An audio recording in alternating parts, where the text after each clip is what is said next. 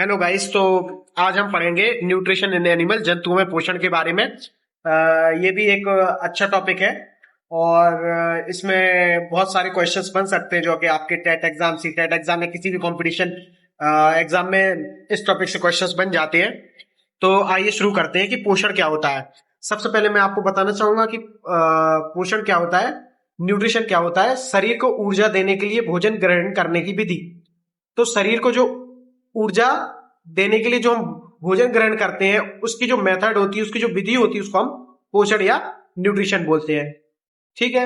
अब हम बात करते हैं संतुलित आहार, मतलब कि बैलेंस डाइट क्या होती है, जिसमें पर्याप्त मात्रा में विटामिन हो, पर्याप्त मात्रा में खनिज हो, पर्याप्त मात्रा में प्रोटीन हो, पर्याप्त मात्रा में कार्बोहाइड्रेट, वसा और पर्याप्त मात्रा में कार्बोहाइड्रेट हो। तो जैसे हरी सब्जी, अंकुरित अनाज, इनमें पर्याप्त मात्रा में विटामिन और खनिज रहेंगे। दाल में पर्याप्त मात्रा में प्रोटीन रहेगा, चावल में पर्याप्त मात्रा में कार्बोहाइड्रेट रहेगा, दही और छाछ में पर्याप्त मात्रा में वसा रहेगा, रोटी में पर्याप्त मात्रा में कार्बोहाइड्रेट रहेगा। अब खनिज क्या होता है, मतलब मिनरल कैसे होते हैं। जैसे आपने पालक देखी होगी, तो पालक में आयरन होता है। तो आयरन क्या है, ये एक प्रकार का खनिज है। ठीक है, आगे बढ़ते हैं हम। न्यूट्रिएंट, पोषक पदार्थ। तो पोषक पदार्थ क्या है, तो पोषण में उपस्थित वे पदार्थ जो ऊर्जा प्रदान करते हैं। पोषण में उपस्थित वे पदार्थ जो ऊर्जा प्रदान करते हैं, मतलब कि जो हम भोजन कर रहे हैं उसमें जो तत्व उपस्थित हैं, जो हम अपन को एनर्जी दे रहे हैं, जो ऊर्जा प्रदान कर रहे हैं, उसको हम बोलते हैं न्यूट्रिएंट, पोषक पदार्थ। जैसे कि कार्बोहाइड्रेट हो गया हमारा, जैसे यहां पर हमारा कार्बोहाइड्रेट हो गया, वसा हो गया, विटामिन हो गया, प्रोटीन हो गया, है ना। तो ये सब क्या है, ये हमारे पोषक पदार्थ हैं। ठीक है, पोषक पदार्थों को हमने दो पार्ट में बांटा है, एक है मैक्रो न्यूट्रिएंट और एक है माइक्रो न्यूट्रिएंट। तो मैक्रो न्यूट्रिएंट जो है हमारा, उसको हम बोलते हैं दीर्घ पोषक, और माइक्रो न्यूट्रिएंट को बोलते हैं हम लघु पोषक। तो माइक्रो न्यूट्रिएंट की परिभाषा क्या होगी कि ऐसे पोषक पदार्थ जिनकी शरीर को अधिक मात्रा में आवश्यकता होती है। मतलब कि मैक्रोन्यूट्रिएंट मतलब कि दीर्घ का मतलब कि बड़ा, मतलब कि ज्यादा मात्रा में। तो ऐसे पोषक तत्व जिनकी शरीर को अधिक मात्रा में जरूरत है, उनको मैक्रोन्यूट्रिएंट बोलते हैं, दीर्घ पोषक बोलते हैं। और माइक्रो न्यूट्रिएंट मतलब कि ऐसे पोषक जिसको शरीर जो है अपना, उसको कम मात्रा में उनकी आवश्यकता होती है। तो अब मैक्रोन्यूट्रिएंट के एग्जाम्पल क्या है, तो कार्बोहाइड्रेट हमारा मैक्रोन्यूट्रिएंट हो जाएगा, फैट मतलब कि वसा हो जाएगा, प्रोटीन मतलब प्रोटीन ही हो जाएगा, और वाटर हो जाएगा। तो ये क्या है हमारे, ये मैक्रोन्यूट्रिएंट मतलब कि दीर्घ पोषक की श्रेणी में आ गए हमारा। कौन सा, कार्बोहाइड्रेट, वसा मतलब कि फैट, प्रोटीन और वाटर मतलब कि पानी। ये चार चीजें हमारी दीर्घ पोषक में आ गई, क्योंकि जो हमारे शरीर है इनकी मात्रा उसको अधिक चाहिए होती है, इसलिए इनको हम दीर्घ पोषक बोलते हैं। दीर्घ मतलब कि बड़ा, जिसकी मात्रा ज्यादा चाहिए हो शरीर के लिए, और जिसकी मात्रा शरीर को कम चाहिए होती है, जिसकी मात्रा, ऐसे पोषक तत्वों की मात्रा जो शरीर को कम चाहिए, उसको हम बोलते हैं माइक्रो न्यूट्रिएंट। तो माइक्रो न्यूट्रिएंट में हमारे विटामिन आ जाएंगे, ठीक है, मिनरल्स आ जाएंगे, मतलब कि खनिज आ जाएंगे हमारे। खनिज मतलब कि जैसे कि कैल्शियम हो गया, मैग्नीशियम हो गया, पोटेशियम हो गया, आयरन हो गया, सोडियम हो गया। ठीक है, इतनी बात आपको होपफुली समझ में आई होगी। एक नोट करने वाली बात यह है कि जो विटामिन और मिनरल्स मतलब कि खनिज, जो विटामिन और खनिज मतलब कि मिनरल्स होते हैं, उनका पाचन नहीं होता, वो क्योंकि वो बहुत छोटे फॉर्म में होते हैं, सबसे सिंपल फॉर्म में होते हैं। ठीक है, तो इनको क्या करती है हमारी बॉडी, डायरेक्ट अवशोषित कर लेती है। बाकी जैसे कि हम कार्बोहाइड्रेट वगैरह ले रहे हैं, तो ये जटिल रूप से सरल रूप में कन्वर्ट होगी। बट जो विटामिन और मिनरल्स मतलब कि खनिज है, ये पहले से ही सरल रूप में है। तो अब सरल रूप को और सरल नहीं कर सकती और नहीं तोड़ सकती, तो इनको डायरेक्ट अवशोषित कर लेते हैं। मतलब कि इतना सरल फॉर्म है कि विटामिन और मिनरल्स कि इनको डायरेक्ट जो है हमारी बॉडी अवशोषित कर लेती है, क्योंकि ये बहुत सरल रूप में होते हैं। ठीक है, आगे बढ़ते हैं। हृदय की धड़कन को कौन नियंत्रित करता है, एग्जाम में क्वेश्चन पूछा गया है, हो सकता है इस बार भी आ जाए कि हृदय की धड़कन को कौन नियंत्रित करता है। तो सोडियम और पोटेशियम हृदय की धड़कन को नियंत्रित करते हैं। तो सोडियम और पोटेशियम एक प्रकार के क्या है, खनिज, और ये क्या करते हैं, सोडियम पोटेशियम क्या करते हैं, ये हमारे हृदय की धड़कन को नियंत्रित करते हैं। अच्छा, नमक में क्या हो जाएगा, सोडियम आयोडीन मिलेगा, पालक में आयरन होगा, टमाटर में कैल्शियम होगा, नारियल पानी में पोटेशियम होगा। ठीक है, तो ये सब खनिज है। अब फाइबर पर आते हैं, मतलब कि रेशेदार पदार्थ, मतलब कि छिलके युक्त सलाद और फल, चोकर युक्त आटा, मतलब कि बिना छना हुआ आटा, चोकर युक्त आटा जिसको बोलते हैं, अंकुरित अनाज। ठीक है, तो जैसे कि रेशेदार पदार्थ है, ये हमारी सलाद वगैरह जो भी है, इसको जब आप खाओ तो इनको छिलकों सहित खाओ। ठीक है ना।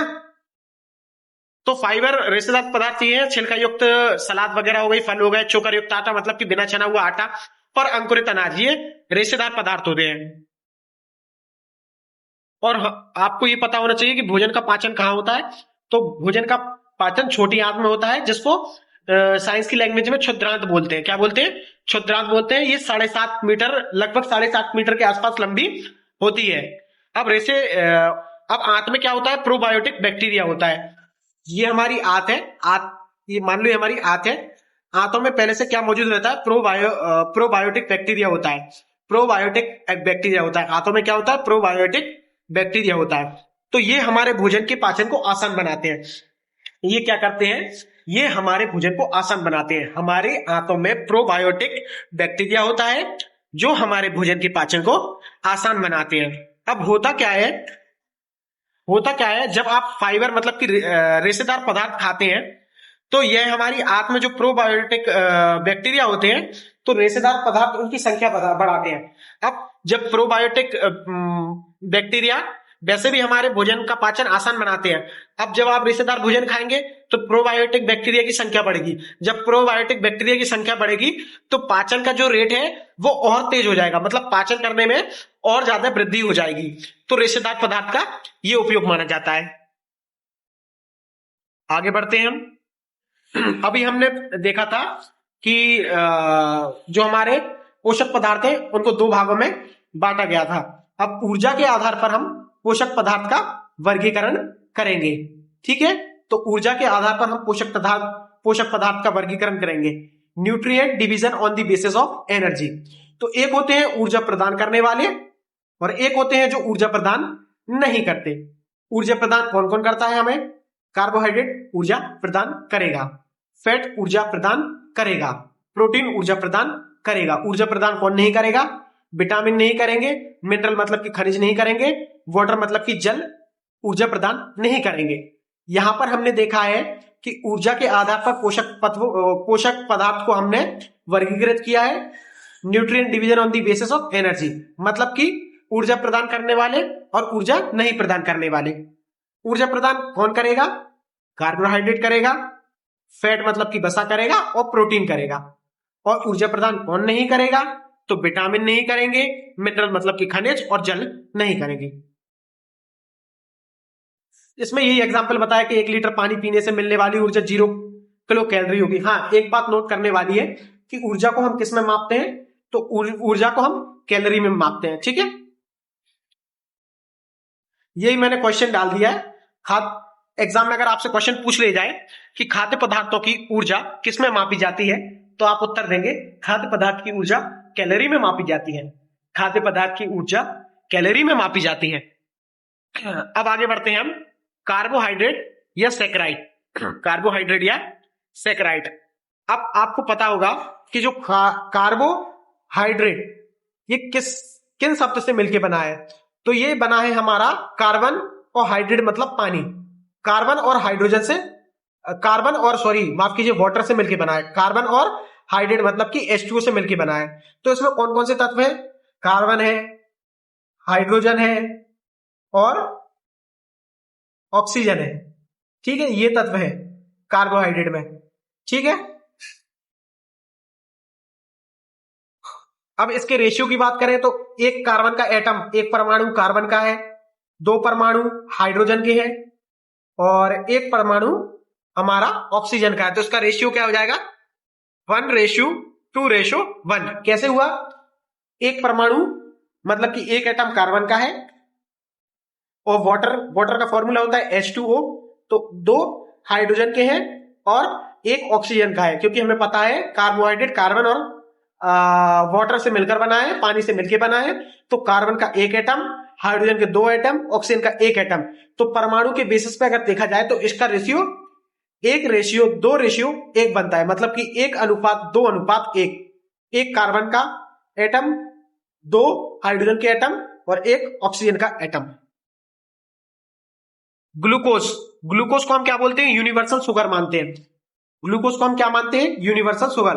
अगर आपसे एग्जाम में पूछ जाए कि यूनिवर्सल सार्वभौमिक शकरा, जिसको हम बोलते हैं सार्वत्रिक शकरा, किसको बोला जाता है? तो ग्लूकोज को बोला जाता है। अब कैसे प्रमाण करेंगे कि ग्लूकोज हमारा कार्बोहाइड्रेट है? तो कैसे हम प्रमाणित करें कि ग्लूकोज हमारा कार्बोहाइड्रेट है? जैसे कि आप सभी को पता होगा कि ग्लूकोज का फॉर्मूला होता है C6H12O6। C6H12O6 ये ग्लूकोज का फॉर्मूला होता है, ठीक है। मतलब कि 6:12:6। अब इसको जब हम काटेंगे, सरल रूप में लाएंगे तो 6 एकम 6, 6 दूनी 12 और 6 एकम 6। मतलब कि ये ऊपर देखिए, ये इसी रूप में आ गया, कार्बन हाइड्रोजन और ऑक्सीजन के रूप में आ गया 1:2। मतलब कि जो ग्लूकोज है वो भी हमारा कार्बोहाइड्रेट है, ये हमने प्रूफ कर दिया, ठीक है, क्योंकि इसका अनुपात एक जैसा ही आ गया है, रेशियो एक जैसा भी आ गया है, ठीक है। इसलिए एक बात नोट करने वाली है कि ग्लूकोज को हम यूनिवर्सल शुगर मतलब कि सार्वत्रिक शकरा कहते हैं। अब कार्बोहाइड्रेट एक कार्बनिक यौगिक है, मतलब कि ऑर्गेनिक कंपाउंड है। जिसमें कार्बन आ जाता है उसको हम ऑर्गेनिक कंपाउंड बोलते हैं। ऐसे पदार्थ जो कार्बन से मिलकर बनते हैं उन्हें हम कार्बनिक पदार्थ बोलते हैं। जिसमें कार्बन आ जाता है उसको हम कार्बनिक पदार्थ या ऑर्गेनिक कंपाउंड बोलते हैं, ठीक है। अब कुछ ये जो फैक्ट है जो आपको याद करने पड़ेंगे कि कार्बोहाइड्रेट की दैनिक आवश्यकता कितनी होती है एक दिन में। तो कार्बोहाइड्रेट की दैनिक आवश्यकता 350 से 450 ग्राम पर डे होती है। कार्बोहाइड्रेट की दैनिक आवश्यकता कितनी होती है? 350 से 450 ग्राम प्रतिदिन कार्बोहाइड्रेट लेना चाहिए। 350 से 450 ग्राम प्रतिदिन कार्बोहाइड्रेट की मात्रा लेनी चाहिए।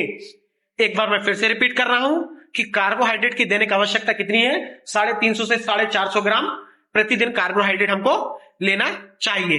और कार्बोहाइड्रेट की सबसे छोटी इकाई कौन सी है? तो कार्बोहाइड्रेट की सबसे छोटी इकाई है जिसको हम बोलते हैं सैकराइड या शर्करा, मतलब कि शक्कर। अगर आपसे पूछा जाए कार्बोहाइड्रेट की सबसे छोटी इकाई कौन सी है, तो कार्बोहाइड्रेट की सबसे छोटी इकाई सैकराइड है, ठीक है। कार्बोहाइड्रेट का निर्माण प्रकाश संश्लेषण की क्रिया के दौरान होता है। कार्बोहाइड्रेट का निर्माण किससे होता है? प्रकाश संश्लेषण की क्रिया के दौरान होता है। कैसे होता है मैं आपको समझाता हूं, ये पॉइंट बहुत महत्वपूर्ण है। मैं आपको समझाता हूं कि कार्बोहाइड्रेट का निर्माण प्रकाश संश्लेषण में कैसे होता है। देखिए, जो पेड़ पौधे रहेंगे कार्बन डाइऑक्साइड लेंगे और वाटर लेंगे, ठीक है। यहां सूर्य का प्रकाश और क्लोरोफिल की उपस्थिति में,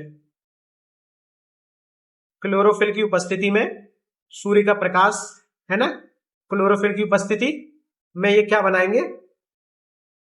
C6H12O6 प्लस ये क्या करेंगे? ऑक्सीजन बाहर निकाल देंगे, ठीक है। अब जैसे कि मैंने आपको पहले ही बताया कि ये प्रकाश संश्लेषण की क्रिया में इनने क्या ग्लूकोज बनाया। अब ग्लूकोज क्या है? एक प्रकार का कार्बोहाइड्रेट है। मैं आपको पहले ही बता चुका हूं कि इनका रेशियो 1:2:1 आ गया।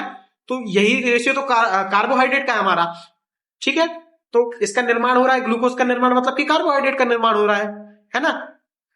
यहां पर आप देख सकते हैं, मैंने बताया भी है ये एग्जाम्पल के थ्रू, और अभी आपको यहां ऊपर भी बता चुका हूं मैं। एक बात और जो एग्जाम में पूछी जा सकती है आपसे कि जो कार्बोहाइड्रेट की संरचना में जब शुगर मतलब कि सैकराइड, अब कार्बोहाइड्रेट की सबसे छोटी इकाई कौन सी होती है? शुगर या सैकराइड होती है। तो ये जब ये छोटे छोटे सैकराइड या शुगर आपस में मिलते हैं तो ये कार्बोहाइड्रेट का निर्माण करते हैं। तो ये कौन से बॉन्ड या बंध से बंधे होते हैं? तो ग्लाइकोसाइटिक बंध से ये जुड़ते हैं। जो सैकराइड होते हैं वो काहे से जुड़ते हैं? ग्लाइकोसाइटिक बंध से जुड़ते हैं।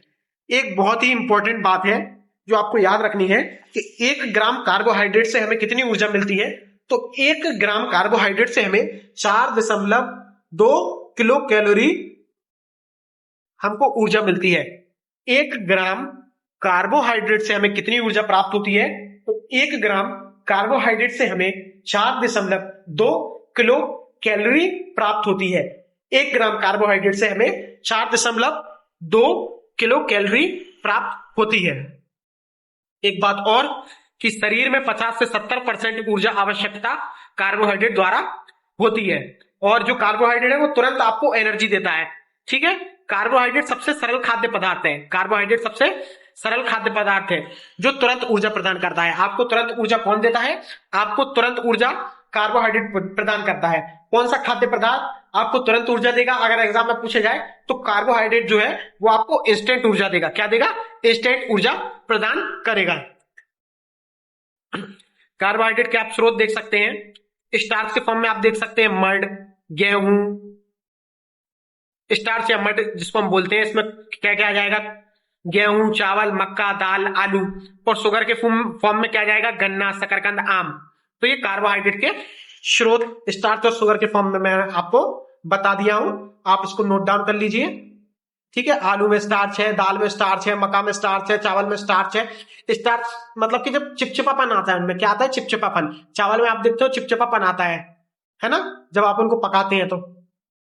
ठीक है, और शुगर का फॉर्म आपने देख लिया है, गन्ना, शकरकंद, आम। अब सैकराइड के आधार पर कार्बोहाइड्रेट को 3 पार्ट में बांटा है। ठीक है, कार्बोहाइड्रेट को सैकराइड के आधार पर 3 पार्ट में बांटा है। अब जो आपको सैकराइड के आधार पर भी कार्बोहाइड्रेट को 3 प्रकार में बांटा गया है।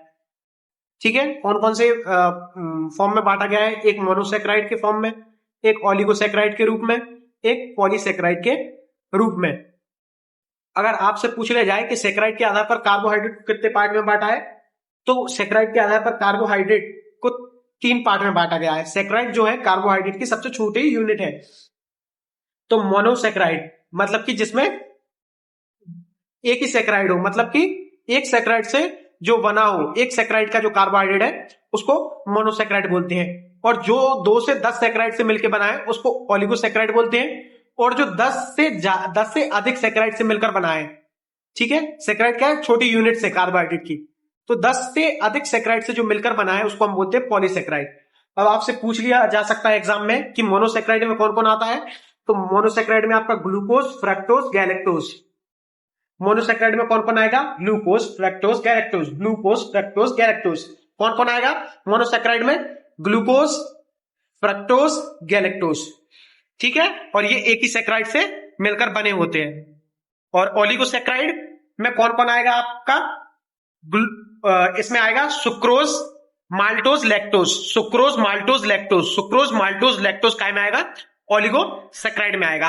और ठीक है,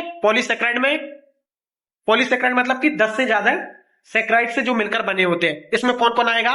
ग्लाइकोजन आएगा, स्टार्च आएगा, सेल्यूलोज आएगा और चिटनी आएगा। ठीक है, अगर आपसे पूछ लिया जाए कि मोनोसैकराइड में कौन कौन आएगा, तो आप बोलेंगे ग्लूकोज, फ्रक्टोज, गैलेक्टोज। और अगर आपसे पूछे ओलिगोसैकराइड में कौन आएगा, तो आप बोलेंगे सुक्रोज, माल्टोज, लैक्टोज। और अगर आपसे पूछे पॉलीसैकराइड में कौन आएगा, तो आप बोलेंगे ग्लाइकोजन, चिटनी, स्टार्च, सेल्यूलोज। ये मैं आपको बता ही चुका हूं कि एक सैकराइड से बना कार्बोहाइड्रेट मोनोसैकराइड, 2 से 10 सैकराइड से बना कार्बोहाइड्रेट आपका ओलिगोसैकराइड, और 10 से ज्यादा सैकराइड से बना पॉलीगोसैकराइड है। ये मैं बता ही चुका हूं कि इसमें कार्बोहाइड्रेट का एक अणु मतलब कि एक सैकराइड या एक सैकराइड से बना होता है। ठीक है, ये सबसे सरल रूप में होता है। मोनोसैकराइड सबसे सिंपल फॉर्म में होता है, इसको और नहीं तोड़ सकते हम। ठीक है, पानी में मोनोसैकराइड का अपघटन नहीं होता। पानी में मोनोसैकराइड का अपघटन इसलिए नहीं होता क्योंकि वो पहले से ही सिंपल फॉर्म में है, क्योंकि वो सिर्फ एक सैकराइड से बना है। उसको और क्या तोड़ोगे आप? और नहीं तोड़ सकते, वो सबसे सरल फॉर्म है। ठीक है, मोनोसैकराइड पाचन क्रिया में अंतिम रूप में प्राप्त होता है। मैं पहले ही बता चुका हूं क्यों, क्योंकि उसमें एक ही सैकराइड है, सबसे छोटी यूनिट है, उसको और ज्यादा नहीं तोड़ सकते। तो जो मोनोसैकराइड है वो पाचन की क्रिया में अंतिम रूप है। जब हम कार्बोहाइड्रेट का ग्रहण कर रहे हैं ठीक है, तो वो सबसे सिंपल फॉर्म में मोनोसेक्राइड के रूप में जाएगा। जटिल से जब वो टूटेगा तो मोनोसेक्राइड के रूप में जाएगा वो। यहाँ पर बता चुके हैं ग्लूकोज जब हमारी बॉडी में पचे भोजन में, मतलब कि सिंपल फॉर्म हो गया अपना ग्लूकोज, क्योंकि ये क्या है, मोनोसेक्राइड है। जब ये ऑक्सीजन से क्रिया कर लेगा तो ये क्या करेगा, कार्बन डाइऑक्साइड और हाइड्रोजन और ऊर्जा आएगी हमें। इससे क्या मिलेगी, ऊर्जा मिलेगी। ग्लूकोज से क्या मिलेगी, ऊर्जा मिलेगी। ठीक है, किसको मिलेगी ऊर्जा, कोशिका को मिलेगी। ठीक है, तो ग्लूकोज को इसलिए क्या बोलते हैं, कोशिकीय ईंधन बोलते हैं। ग्लूकोज को क्या बोलते हैं, कोशिकीय ईंधन। क्यों बोलते हैं, क्योंकि इससे हमें ऊर्जा मिलेगी। ठीक है, क्योंकि ये सबसे सिंपल फॉर्म है, ऑक्सीजन से क्रिया करेगा तो हमें ऊर्जा मिल जाएगी, है ना, और ये कोशिका स्टोर कर लेगी इसको। अच्छा, एक बात और, ब्लड में भी हमारे शुगर पाई जाती है। ठीक है, ब्लड में शुगर ग्लूकोज के कारण ही होती है। ठीक है, ग्लूकोज क्या है, एक सेक्राइड ही है ना, मोनोसेक्राइड है। तो जब हमारी बॉडी में ग्लूकोज की लेवल बढ़ जाए तो भी व्यक्ति को डायबिटीज हो जाता है, मधुमेह जिसको हिंदी में बोलते हैं। और अगर हमारे ब्लड में ग्लूकोज का लेवल कम हो जाए तब भी शुगर हो जाएगी, तब भी डायबिटीज हो जाएगी। इसलिए हमको मेंटेन करना पड़ता है। तो हमारे ब्लड में ग्लूकोज की मात्रा को नियंत्रित करने वाला हार्मोन कौन सा है, आपसे अगर एग्जाम में पूछ लिया जाए कि हमारे ब्लड में ग्लूकोज की मात्रा को कौन नियंत्रित करता है, तो उत्तर देंगे आप इंसुलिन। और इंसुलिन कहां से निकलता है, पेनक्रियाज, मतलब कि अग्नाशय से। कहां से निकलता है, अग्नाशय से। अब हम पढ़ते हैं फ्रक्टोज के बारे में। फ्रक्टोज क्या है, यह सबसे मीठी शर्करा है, नेचुरली यह सबसे मीठी प्राकृतिक शर्करा है। फ्रक्टोज क्या है, यह सबसे मीठी प्राकृतिक शर्करा है। इसको फलों की शर्करा बोलते हैं, इसको शहद की शर्करा भी बोलते हैं। ठीक है, फ्रक्टोज क्या है, सबसे मीठी प्राकृतिक शर्करा है, फलों की शर्करा है, शहद की शर्करा है। आते हैं गैलेक्टोज पर। तो गैलेक्टोज नाम से समझ सकते हैं दूध से रिलेटेड है ये। तो दूध की शर्करा के निर्माण में कौन सहायक है, तो गैलेक्टोज दूध के शर्करा के निर्माण में सहायता और मस्तिष्क में शर्करा कौन करता है, गैलेक्टोज। अब आते हैं ओलिगोसेक्राइड। 2 अणु से 10 अणु मोनोसेक्राइड इसमें पाए जाते हैं। इसमें सुक्रोज, माल्टोज और लैक्टोज आता है। ठीक है, लैक्टोज का फॉर्मूला देख सकते हैं आप, C12H22O11। अब जो आपका लैक्टोज है, वो ग्लूकोज और गैलेक्टोज से मिलकर बनता है। ग्लूकोज और लैक्टोज से मिलकर, माफ कीजिए, ग्लूकोज और गैलेक्टोज से मिलकर हमारा लैक्टोज बनता है। लैक्टोज किससे मिलकर बनता है, ग्लूकोज और गैलेक्टोज से मिलकर। ठीक है, ग्लूकोज और गैलेक्टोज के मिलने पर लैक्टोज का निर्माण होता है। लैक्टोज को दुग्ध शर्करा कहा जाता है। लैक्टोज को क्या बोलते हैं, दुग्ध शर्करा कहते हैं। माता के दुग्ध में 6 से 8% लैक्टोज शर्करा होता है और गाय के दूध में 4 से 5% शर्करा होता है। नोट करने वाली बात है, लैक्टोज को हम क्या बोलते हैं, दुग्ध शर्करा बोलते हैं। लैक्टोज कैसे बनता है, ग्लूकोज और गैलेक्टोज जब आपस में क्रिया करते हैं, जब आपस में ये जुड़ते हैं, तब लैक्टोज का निर्माण होता है।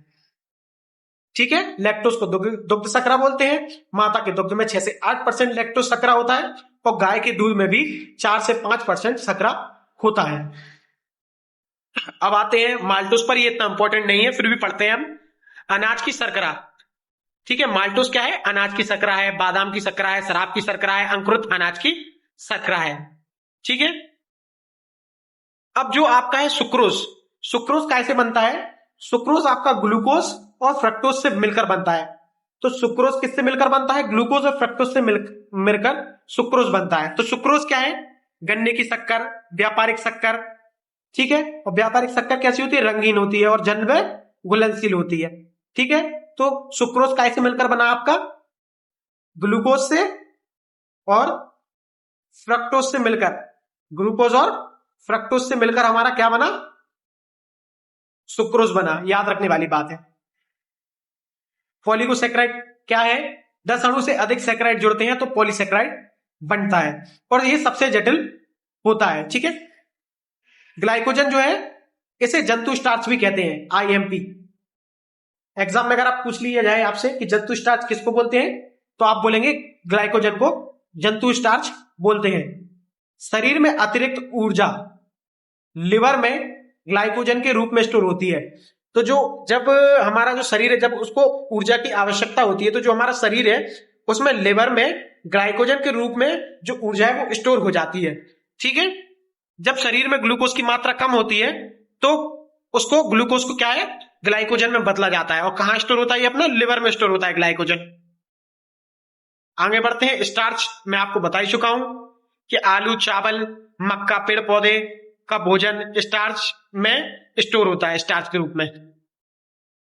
सेलुलोज कहां पाया जाता है, पादप की कोशिका भित्ति में। ठीक है, एक बात और, जो मनुष्य वो सेलुलोज, मनुष्य जो है वो सेलुलोज का पाचन नहीं कर सकते क्योंकि उनमें अंदनाल नहीं होती।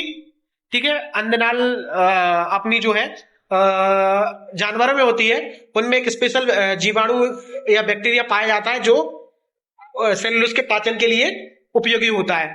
ठीक है, और सेलुलोज मतलब कि पेड़ पौधे के जो रेशे होते हैं उनको सेलुलोज बोलते हैं। ठीक है, इंसान उनका पाचन नहीं कर सकता क्योंकि उनमें अंदनाल एब्सेंट है, अंदनाल नहीं होती उनमें। ठीक है, होपफुली आपको इतना समझ में आया होगा। आज के लिए इतना ही, अगले लेक्चर में हम प्रोटीन के बारे में लेकर आएंगे। ठीक है, अब ये पार्ट 1 है, इसके बाद आपके लिए पार्ट 2 में प्रोटीन भी लेकर आएंगे, पार्ट 3 और पार्ट 4। ये 4 वीडियो में आपका ये पूरा जो न्यूट्रिशन का पूरा चैप्टर आपका खत्म हो जाएगा। होपफुली आपको वीडियो पसंद आई हो। Thank you guys.